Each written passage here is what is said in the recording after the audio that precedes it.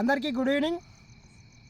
ఏదైతే సంధ్యా థియేటర్లో జరిగినటువంటి తొక్కిసలాట ఘటనకు సంబంధించినటువంటి ఇష్యూలో ఈరోజు సినిమా ఇండస్ట్రీ పెద్దలంతా కొందరు కిమ్స్ హాస్పిటల్లో చికిత్స పొందుతున్నటువంటి శ్రీతేజ్ని పరామర్శించిన తర్వాత ముఖ్యంగా నిర్మాతలైనటువంటి దిల్ రాజు కావచ్చు, అల్లు అరవింద్, మరికొంతమంది మన మైత్రి మూవీ మేకర్కు సంబంధించినటువంటి వ్యక్తులంతా కలిసి అక్కడికి వెళ్ళి మళ్ళొకసారి ఏదైతే చనిపోయినటువంటి రేవతి కుటుంబానికి 2 కోట్ల రూపాయలను ఆర్థిక సహాయం చేస్తున్నట్లు ఈరోజు అల్లు అరవింద్ గారు ప్రకటించడం జరిగింది. మరి గతంలో అనేక సంఘటనలు సినిమా ఇండస్ట్రీలో తొక్కిసలాట కావచ్చు, బ్యానర్లో కట్టుకుంటూ చనిపోయిండు, ఈ రకంగా చాలా జరిగేటివి. కానీ గత ప్రభుత్వాలు ఈ ఇష్యూని 2 తెలుగు రాష్ట్రాలకు సంబంధించినటువంటి ప్రభుత్వాలు ముఖ్యంగా ఏదన్నా జరిగితే సినిమా హీరోలని మనం ఏమంటే అంతిమంగా సినిమా స్టార్లకు సంబంధించినటువంటి అభిమానులు కొందరు మనకు ఓట్లు లేకుండా ఏదన్నా ఇబ్బందులు పెడతారు, మనకేమన్నా రాజకీయంగా నష్టం జరుగుతుందని ఏ ఇష్యూ జరిగినా కానీ వాటిని అన్నింటినీ కమ్మి పెట్టేవారు. గతంలో అనేక సినిమాలు రిలీజ్ సందర్భంగా అదే సుదర్శన్ కావచ్చు, ఓడియన్ కావచ్చు, దీపక్ కావచ్చు, సంధ్య కావచ్చు, రకరకాల థియేటర్ల దగ్గర రకరకాల తొక్కిసలాటలు కావచ్చు, బ్యానర్లు కట్టేటప్పుడు వాడు వీడు చాలామంది చనిపోయిన ఘటనలు కూడా ఉన్నాయి. కానీ ఏ ప్రభుత్వము పేదోడి పక్షాన కాకుండా పెద్దోడి పక్షాన, బలిసినోని పక్షాన నుండి వాళ్ళ అడుగులకు అడుగులు ఒత్తుకుంటా అమాయకమైనటువంటి ప్రాణాలు గాల్లే కలిసిపోతే కూడా పట్టించుకున్న పాపన పోలేదు. వాళ్ళు దీన్ని కూడా సొమ్ము చేసుకొని వాళ్ళు మాత్రం 1000 కోట్లని శ్రీమంతులు అవుతున్నారు.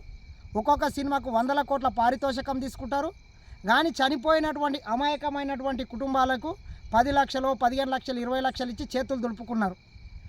అందులో భాగంగానే మొన్న కూడా సంధ్యా థియేటర్ దగ్గర జరిగినటువంటి తొక్కిసలాటలో రేవతి అనే ఒక మహిళ చనిపోవడం, ఆమె కుమారుడు చావు బతుకుల మధ్యన కొట్టుమిట్టాడుతుండడం, ఇంత జరిగినా కూడా 25 లక్షలు ఇచ్చి చేతులు దులుపుకునే ప్రయత్నం చేసిండు అల్లు అర్జున్.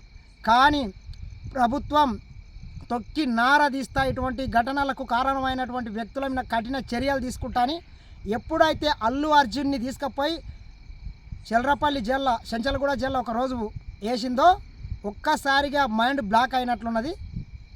వాళ్ళు చేసినటువంటి తప్పుల్ని మొత్తం తెలుగు సమాజం మొత్తం గమనించి ముఖం మీద ఉమ్మేసి చీకొట్టే ప్రయత్నం చేసే వరకు మళ్ళొక్కసారి వాళ్ళు ఇచ్చినటువంటి 25 లక్షలు కాకుండా 2 కోట్ల రూపాయలను ఈరోజు శ్రీతేజ కుటుంబానికి, అదేవిధంగా వాళ్ళ కుటుంబ సభ్యులకు ఇస్తా, అదేవిధంగా వాళ్ళ ఫాదర్కు కూడా ఒక సినిమా ఇండస్ట్రీలో ఒక ఉద్యోగం చేస్తా అని కూడా చెప్పడం ప్రభుత్వం సాధించిన విజయంగా చెప్పుకోవచ్చు. ఎందుకంటే నేనేం చెప్తే గది తెలంగాణ పోలీసులని అవమానపరిచే విధంగా, తెలంగాణ ప్రభుత్వానికి కించపరిచే విధంగా పదే పదే ఆయన ప్రెస్ మీట్లు పెట్టడం, ప్రభుత్వానికి కౌంటర్లు ఇవ్వడం, మరికొంతమందితోని ప్రభుత్వ చేతగానితనంగా చిత్రీకరించడం, పోలీసు వైఫల్యంగా చెప్పడం.